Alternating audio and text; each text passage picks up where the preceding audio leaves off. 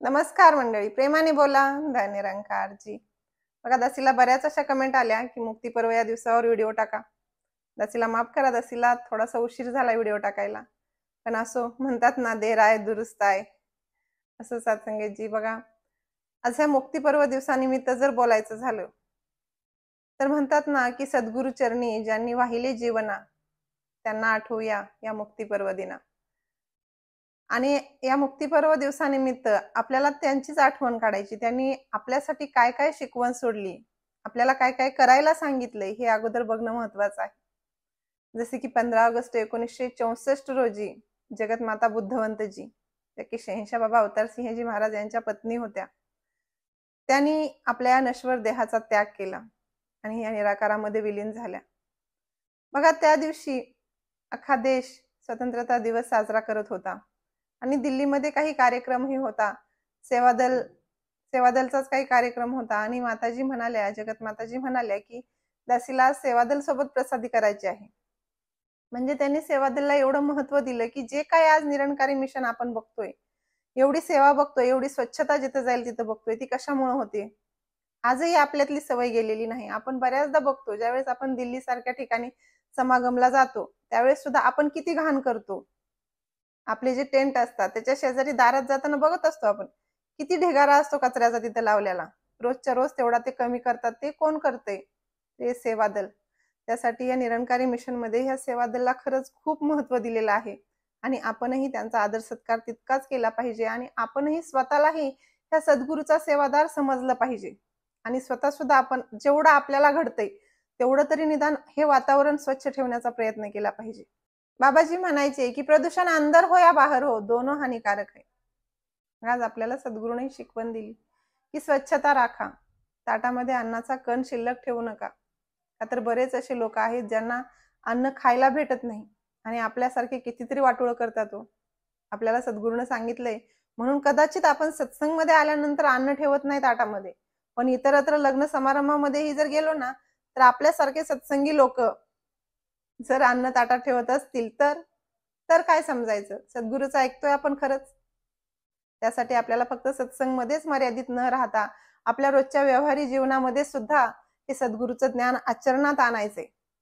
म्हणून तर बाबाजी हरदेवानीमध्ये म्हणतात की ब्रह्मज्ञान घेऊन जयाने जीवनात ना उतरविले, लाभ तया नाही झाला ना आनंदा मिळविले. सद्गुरू जसं सांगतोय तसं आपल्याला आपल्या आचरणात रोजच्या जीवनात ते सगळं ज्ञान उतरवायचे. फक्त सत्संग पुरतं मर्यादित राहायचं नाही. सत्संगीजी दासी सांगत होती की 15 ऑगस्ट 1964 रोजी ज्यावेळेस जगत माताजी ब्रह्मलीन झाल्या, सांगायचा भाव एवढाच होता की त्यांनी सेवादलला एवढं महत्व दिलं, पण त्यांनी तशी सेवा स्वतःही करून दाखवली. हो, बाबा बुटासिंहजी महाराज त्यांच्याच घरी राहायचे ना, मग त्यावेळेस संतांच्या रांगा लागायच्या, लोक यायची भरपूर सद्गुरूच्या दर्शनासाठीही. त्यावेळेस या जगत माताजी त्या सेवादार बनून सगळी त्यांची सेवा करायच्या. अहो, संध्याकाळी कपडे काढून अडकवून जर ठेवलेली असली ना, ती घाण कपडे असली तर त्यांनी रात्रीची धुवून सकाळी इस्त्री विस्त्री करून संतांना घालायला द्यायची. सोपं नव्हतं एवढं सत्संगीजी. सद्गुरू घरामध्ये असताना कित्येक संत येत असतील, खाणं पिणं त्यांची सगळी व्यवस्था करणं एवढं सोपं नव्हतं आणि ती परिस्थिती सुद्धा एवढी चांगली नव्हती. ज्यावेळेस शेजारी पाजारी बोलायला लागले ना की शहनशाहजीचं स्वतःचं घर त्यांना नीट भागवता येणार आणि कोणतरी वयस्कर व्यक्ती घरामध्ये आणून ठेवली, तेव्हा बुटासिंहजींनी सुद्धा बॅग भरून निघण्याची तयारी केली होती. अवतार सिंहजी महाराज त्यांना विचारतात, का बुद्धा काही बोलली का तुम्हाला? त्यावेळेस बुटासिंहजी म्हणतात, नाही, ती नाही काही बोलली. त्यावेळेस शहनशाहजी त्यांना म्हणतात, ये जिंदा लाश छोडकर कहां जा रहे आप? बघा काय भाव होता तो. सद्गुरू नसताना शहनशाहजी स्वतःला जिवंत सुद्धा समजू शकत नव्हते. म्हणजे ती एवढी उच्च कोटीची भक्ती होती आणि ती आपल्याला शिकायची. या मुक्तीपर्व दिवसानिमित्त आपल्याला ते शिकायचे जे जे ह्या संतांनी आपल्याला करून दाखवले. आपल्याला फक्त बोलण्यापुरतं मर्यादित राहायचं नाही, आपल्याला तसं करायचंय जे ह्यांनी करून दाखवले. माता बुद्धवंतजींनी काय काय सेवा केली होती, कशी होती ती सेवा? अख्ख्या गटारी सुद्धा साफ केल्या. हो, संडास बाथरूम सगळं जाम झालेलं असताना शहनशाहजींनी त्या दोघांनी मिळून गटारी साफ केल्या आणि हे सगळं बाबा बुटासिंहजींनी बघितलं आणि त्याच्यामुळेच का कदाचित त्यांना शहनशाही पदवी दिली आणि जाता जाता सद्गुरू पद सुद्धा दिलं. सांगायचा भाव एवढाच आहे की आज यांनी आपल्यासाठी जे जे काही केलंय ना, एवढ्या तप त्यागातून हे मिशन आपल्यापर्यंत आणून पोहोचवलंय ना, ते एवढं सोपं नव्हतं. हे मिशन आपल्यापर्यंत सहज आलेलं नाही, पण आपण आज त्याला सहज मध्ये घेतोय. या ऑगस्ट महिन्यामध्ये बघा, 15 ऑगस्ट 1964 जगतमाता बुद्धवंतजी ब्रह्मलीन झाल्या आणि त्यानंतर 17 सप्टेंबर 1969 रोजी शहेनशाह बाबा अवतार सिंहजी महाराज ब्रह्मलीन झाले आणि तेव्हापासून शहेनशाह जगतमाता दिवस म्हणून 15 ऑगस्ट हा दिवस साजरा करू लागले आणि बाबा गुरुबचन सिंहजी महाराजांनी या दिवसाला मुक्ती पर्व दिवस असं नाव दिलं. बघा साधसंगजी, आपल्या सगळ्याला निरंकारी मिशनचा इतिहास माहित आहे. आपल्या सगळ्यांना माहित आहे कोणत्या कोणत्या संतांनी काय काय कार्य केलं, कोणी काय केलं, कोणी काय केलं. पण साधसंगजी, आता सांगणारे ऐकणारे भरपूर झाले नाही का. आपल्याला बऱ्याच ठिकाणी ऐकायला मिळतो मंडळाचा इतिहास. पण नुसतं सांगणं आणि ऐकणं ह्यानं काय फरक पडणार आहे का? फरक कधी पडणार आहे? जेव्हा आपण ते आपल्या कर्मात उतरवू. बघा, दासीला एक छोटंसं उदाहरण आठवते. एक नवरा बायको अंगणामध्ये झोपलेले असतात. आता अंगणात झोपलेले असताना त्यांच्या तिथंच भिंतीवर चढून एक चोर उतरायला लागलेला बायको बघते. बायको नवऱ्याला म्हणते, अहो आपल्यात चोर येलेत. नवरा म्हणतो, हो माहित आहे मला, झोप. बायको म्हणते, असं का करायला लागलेत? अहो ते चोर घरात चाललेत की. नवरा म्हणते, माहित आहे मला, झोप. आता त्या चोरांनी घरात जाऊन गटोड्यात सगळं काही बांधून निघाले बी. बायको म्हणते, अहो चोर सगळं घेऊन चाललेत बरं का. नवरा म्हणतो, मला माहित आहे म्हणलं ना, तू झोप गप. आता झालं, चोर सगळं घेऊनही गेले. काय झालं? माहिती होतं ना, सांगणाराही होता, ऐकणाराही होता, पण कमी काय पडलं? स्वतःचं कर्म. माहित आहे चोर यायले होते, सांगणाऱ्यांना सांगितलं, ऐकणाऱ्यांना ऐकलं, पण काही केलंच नाही त्यापुढं, तर फायदा होईल का? त्याच्यासाठी कर्म महत्वाचं आहे आणि सद्गुरूंना आपल्याला ते दिलंय. आणि मग आपल्याला या सद्गुरूंनी जी दिलेली 3 कर्म आहेत ना, सेवा, सत्संग आणि नामस्मरण, ही तितकीच महत्वाची आहेत.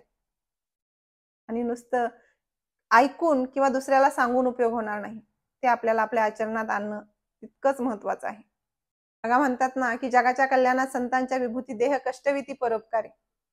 आणि आज या सगळ्यांनी बाबा बुटा सिंहजी महाराज, शहेनशाह बाबा अवतार सिंहजी महाराज, बाबा गुरुबचन सिंहजी महाराज, बाबा हरदेवजी महाराज, तसंच माता सविंदर हरदेवजी महाराज आणि सध्या सद्गुरू माता सुदीक्षा सविंदर हरदेवजी महाराज कशासाठी हे सगळं धडपड करतायत.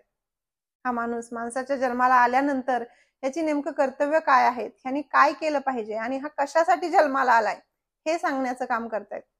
आणि हे काम खरंच खूप मोठं आहे, पण आपल्याला याच्यामध्ये एक छोटासा हिस्सेदार व्हायचंय.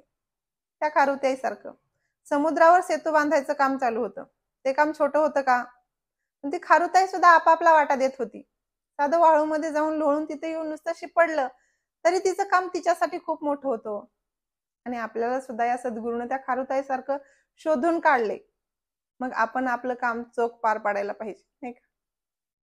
बघा साधसंगजी, या सद्गुरूनं आपल्याला मुक्ती फक्त मेल्यावर नाही सांगितली. मुक्ती माणसाला जिवंतपणेच प्राप्त करता येऊ शकते, हे सद्गुरूनं आपल्याला सांगून दिले.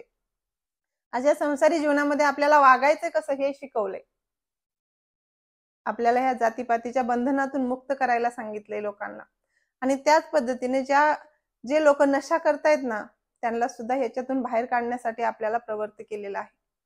मग आपण कुठेतरी ही शिकवण, माझ्या सद्गुरूची शिकवण स्वतः तर आचरणात आणायचीच, पण ही दुसऱ्यापर्यंत सुद्धा पोहोचवायची. बघायचं, एखाद्याच्या घरामध्ये जर व्यसनी माणूस असेल तर त्या घराची कशी अवस्था झालेली असते. पैशाची नासाडी तर असतेच, पण ते वातावरण सुद्धा किती दूषित झालेलं असतं. त्यांचं घरच नाही तर ते शेजारी पाजाऱ्यांचं सुद्धा वातावरण खराब झालेलं असतं. सांगायचा भाव एवढाच आहे की सद्गुरू जे काही सगळं करतोय ना, ते आपल्या हिताचंच आहे, पण आपण ते ऐकलं पाहिजे. आज आपण बऱ्याचदा बघतो, ऐकतोही की सद्गुरू सांगतात की आपल्याला शहेनशाहवालं मिशन पाहिजे. मग काय होतं शहेनशाहवालं मिशन? म्हणतात ना, एक ने कही दूजे ने मानी, नानक कहे दोन ब्रह्मज्ञानी. म्हणजे सांगितलंय तर बस माझ्यासाठी आदेश आहे. ते होतं शहेनशाहवालं मिशन. त्यामध्ये किंतु परंतु ह्याला थाराच नव्हता. बघा, जसं की आजकाल आपण सध्याच्या जीवनामधलं जर एखादं उदाहरण घ्यायचं झालं तर एका माणसाकडून बघा अपराध झाला म्हणून राजाने त्याला शिक्षा दिली. राजा म्हणला, एकतर तुला 100 कोडे खावे लागतील, कोडे म्हणजे जे चापकाचे फटके, नाहीतर तुला 100 कांदे खावे लागतील. बघा, आता हा म्हणला कोडे खाण्यापेक्षा 100 कांदेच खाल्लेले बरे. म्हणून तो कांदे खायला घेतो. आता 5-6 कांदे खाल्ले, डोळ्यातून, नाकातून, कानातून धूर यायला लागतो त्याच्या. नको म्हणतो, कांदे खाणं सोपं नाही, ती कोडेच खाल्लेले बरे. म्हणतो, नको नको राजेसाहेब म्हणते, कांदे नाही, मी कोडे खातो. आता कोडे द्यायला चालू झालं. 10-5 कोडे खाल्ले की नाही नाही म्हणला, नको, लय त्रास व्हायला लागलाय, ती कांदेच खाल्लेले बरे. आता इकडे येतो, कांदे खातो. 10-12 कांदे खातो कसे तरी, पुन्हा अजून ह्याला एवढा त्रास व्हायला लागतो, नाही नाही म्हणतो, कोडेच खातो. आता ते कांदे बंद करतो, नंतर कोडे खायला जातो. 10-20 कोडे खातो, नाही नाही लय त्रास व्हायला, आता कांदे खातो. कांदे खाल्ले की अजून तेच, नाही नाही आता कोडे खातो. असं करता करता माहितीये काय झालं, 100 कोडेही झाले आणि 100 कांदेही झाले. सजा काय होती, कोणतं तरी एक करायची. आणि जर 2 डगरीवर पाय दिला ना, तर नेमकं आपलंही अशीच गत होती. इधर ना उधर बीच में अद्दर. सांगायचा भाव एवढाच आहे की सद्गुरु जे सांगतोय ना ते योग्य आहे, फक्त माझा विश्वास कुठेतरी कमी पडू द्यायचा नाही. नंतर बाबाजी म्हणतात की विश्वासाला दृढ करीतो त्या भक्ताचा संग करा. मग आज आपल्याला महत्वाचं आहे, संगत सुद्धा आपली कशाशी आहे, की आपल्याला एखादा सत्संग मधला असून सुद्धा चुकीच्या मार्गाने नेतोय का ते सद्गुरूचे आदेश उपदेश आपल्याला मानायला सांगतोय, हे बघणं सुद्धा खूप महत्वाचं आहे. असं सत्संगजी बघा, निरंकारी राजमाताजी सुद्धा आपल्याला काय शिकवण देऊन गेल्या. या मुक्तीपर्व दिनानिमित्त आपल्याला या सगळ्या संतांना आठवायचंय की या एकेकानं मला काय शिकवलंय, काय सांगितलंय मला.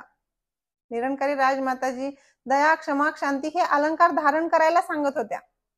बघा, त्यांच्या डोळ्यासमोर कुणाकडून काही जरी चुका झाल्या तरी त्याच्यावर पांघरून घालायच्या, त्यांना एकांतात सांगायच्या आणि दुसऱ्याचं कौतुक मात्र 4 चौकात करायच्या. आणि त्यांनी आपल्याला सुद्धा तेच करायला सांगितले. पण आपल्याकडून मात्र सगळं उलट होतंय, नाही का. एखाद्याची चूक दिसली की आपण लगेच तोंडावर म्हणून दाखवतो, किती लोक असले तरी चाललं. पण एखाद्याचं कौतुक करायला मात्र आपलं तोंड लवकर उचलतच नाही. चांगल्याला चांगलं म्हणावं अशी भावनाच होत नाही, नाही का लवकर. आणि आपल्याला तेच शिकायचे. आपण गुरुसिख आहोत ना, तर आपण दुसऱ्या गुरुसिखांचा आदर, सत्कार, सन्मान करायला शिकायचे. बघा, माता सविंदरजी सुद्धा आपल्याला सांगून गेल्या की नो मीन्स नो. एकदा सद्गुरूने सांगितले ना हे करायचं नाही, तर करायचंच नाही बस. आणि आपल्याला हेच शिकायचंय हो ह्या दिवसानिमित्त, की आपल्याला कोणी कोणी काय काय सांगितले ते शिकायचंय. आपल्याला फक्त मुक्तीपर्व दिना दिवशी मला काहीतरी छान सांगता यावं, मला इतिहास मंडळाचा खूप मस्त मांडता यावा, एवढा भाव नकोय. मला यातून शिकायचंय, मला काय काय शिकता येईल ते शिकायचंय. बाबा हरदेव सिंहजी महाराजांचा आपण 36 वर्षाचा इतिहास आठवतो, पण त्यामध्ये आपण बाबाजीकडून काय घेतले. बाबाजी अगदी लहानातल्या लहानांना सुद्धा तेवढाच सन्मान द्यायचे जेवढे बुजुर्गांना.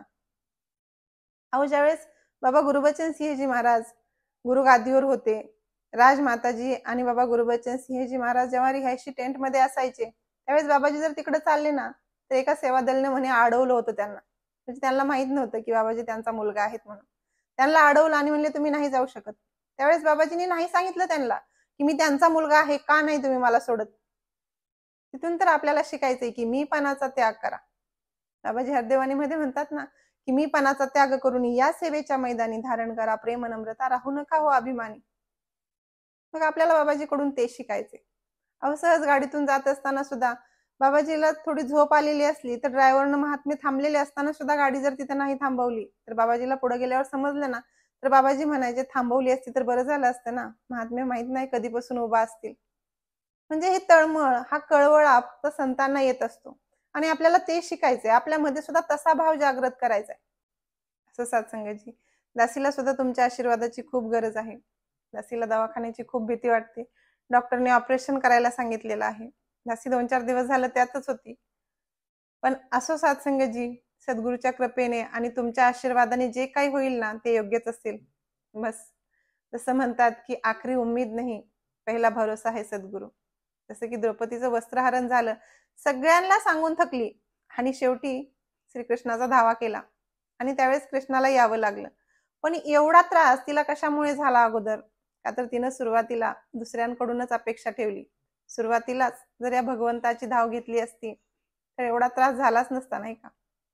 म्हणून तर सुरुवातीलाच ह्या भगवंतावर सगळं काही सोपवून द्यायचं आहे. जे काही माझ्यासाठी करणार आहेस ना तू, ते योग्यच असेल. नंतर माताजी एके ठिकाणी म्हणायच्या की मेरी चाही ना करो मैं मूर्ख नादान, तेरी चाही मैं प्रभू है मेरा कल्याण. दासीकडून जर काही चुकत असेल तर दासीला उदार अंतकरणाने क्षमा करा. दासीचे व्हिडिओ जर तुम्हाला आवडत असतील तर लाईक करत जा आणि आपल्या इतर सत्संगी बांधवाबरोबर शेअरही करत जा. प्रेमाने बोला. धन्य निरंकार.